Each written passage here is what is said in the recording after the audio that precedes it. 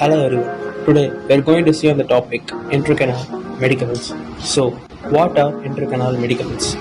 Intracanal medicaments are used for root canal disinfection as a part of controlling asepsis in an infected root canal, and their role is secondary to cleaning and shaping of the root canal. So, the polymicrobial related to the endodontic infection demands the use of an intracanal medicament in addition to medicaments.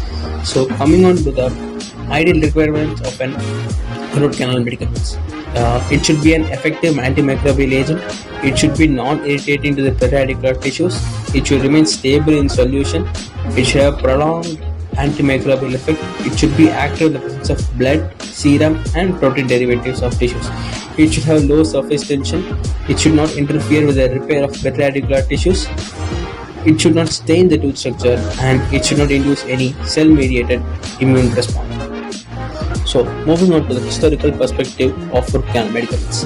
Grossman mentioned about the utilization of polyantibiotic paste as an intracanal medicament in weeping canals or where there was a continuous seepage from the pulse space.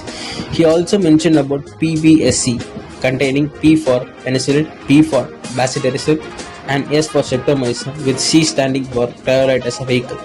PBSC in combination was also mentioned, with N stand for neomycin as an antifungal agent. So the commonly recommended intracanal medicaments are calcium hydroxide, chlorhexidine dichloroconate, antibiotics like triple antibiotic paste, double antibiotic paste, and steroids like Letermex.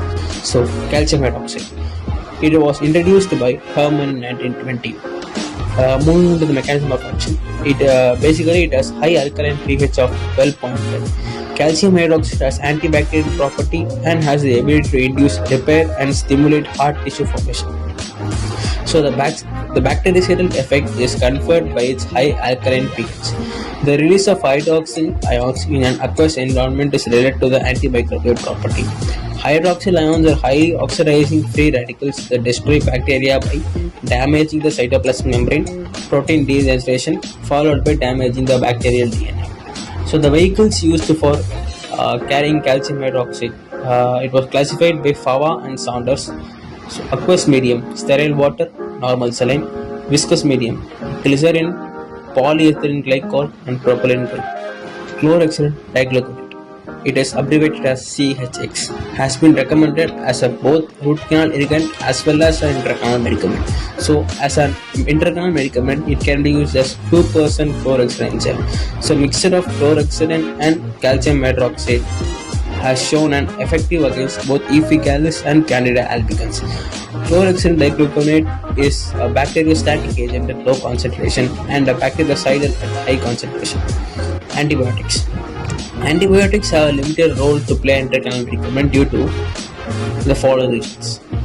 Antibiotic cannot completely eradicate the complex polymicrobial flora present in the infected root. Most antibiotics are bacteriostatic and depend on the host resistance for dealing with the infection.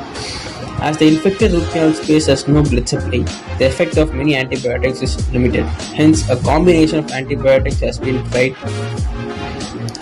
and which are popularized are triple antibiotic paste consisting of ciprofloxacin, metronidazole, and minocycline 1:1:1 ratio in a macrogol or polypropylene glycol vehicle.